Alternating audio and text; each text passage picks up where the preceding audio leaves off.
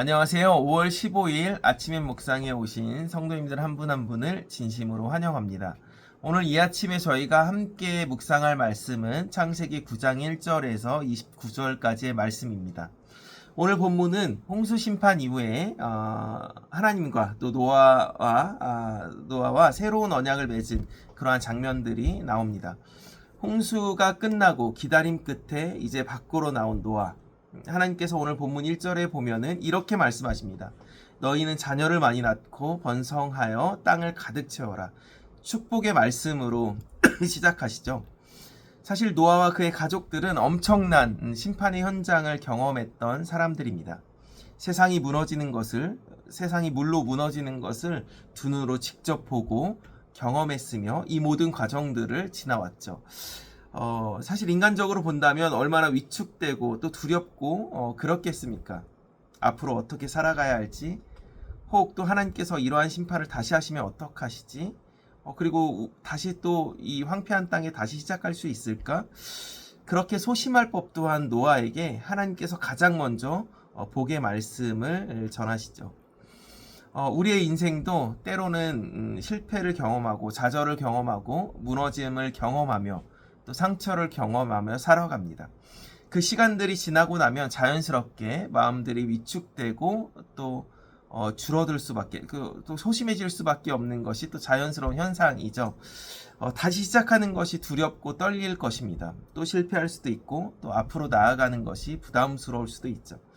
그런데 오늘 본문 1절에 보면 하나님께서 노아를 축복하시면서 자녀를 많이 낳고 번성하며 땅을 가득 채워라 라고 말씀하십니다. 그 말을 바꿔 말하면 노아야, 다시 시작해라. 다시 살아가라. 내가 여전히 너와 함께 한다라는 그러한 말씀이시죠.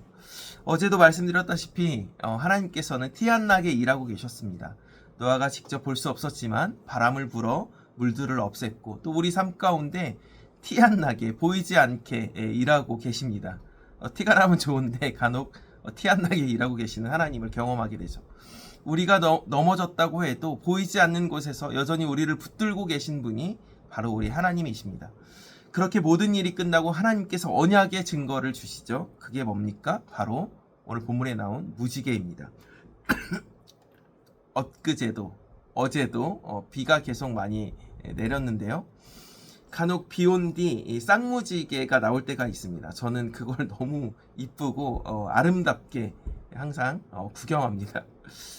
불멍을 하듯 무지개멍을 할 때가 간혹 있습니다. 사실 이 무지개는 우리에게 너무나 큰 은혜입니다. 비가 그친 후 폭풍 같은 비가 지나간 후에 무지개를 보게 하시죠. 여전히 비는 우리 삶 가운데 힘든 상황, 또 지친 현실, 해결되지 않는 문제, 무너진 관계일 수 있습니다. 그런데 그 폭풍 같은 그 비가 내려지는 그 비에 집중하는 우리에게 하나님 말씀하십니다. 귀 뒤에 무지개가 있어. 지금 보이지 않고 흐리지만 나의 언약이 있어. 하나님의 언약이 있어. 하나님의 언약의 말씀이 있어. 무지개가 있어.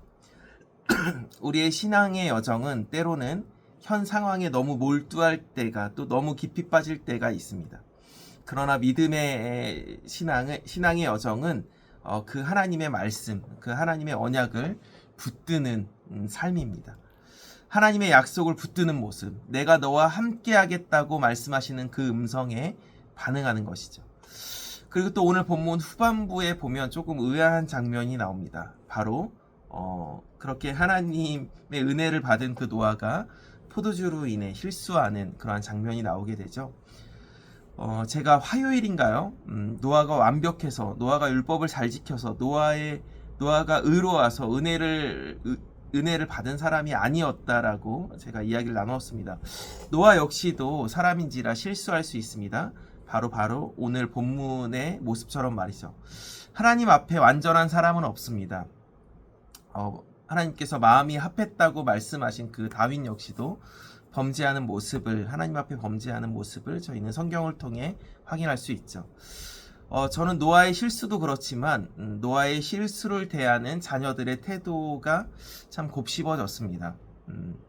함은 오늘 본문 노아의 아들 함은 오늘 본문 22절에 보면 두 형제에게 알리죠. 그것은 바로 뭡니까?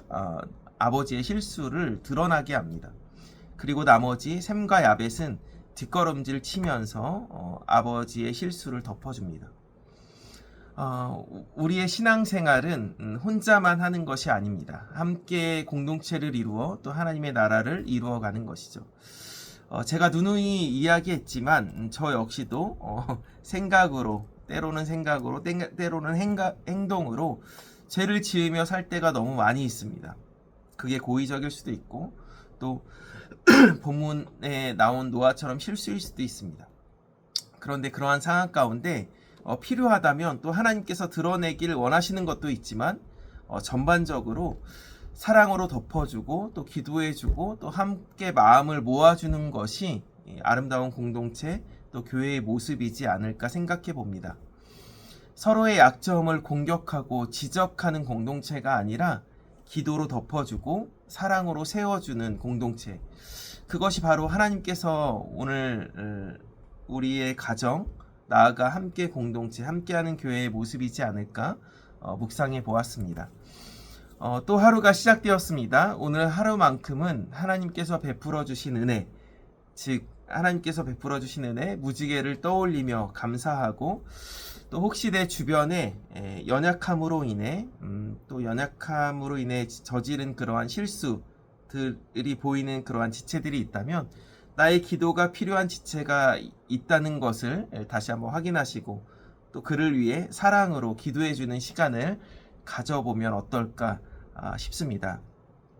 오늘 하루 그렇게 주님과 동행하며 기도로 나아가는 저와 성도님들이 되었으면 좋겠습니다.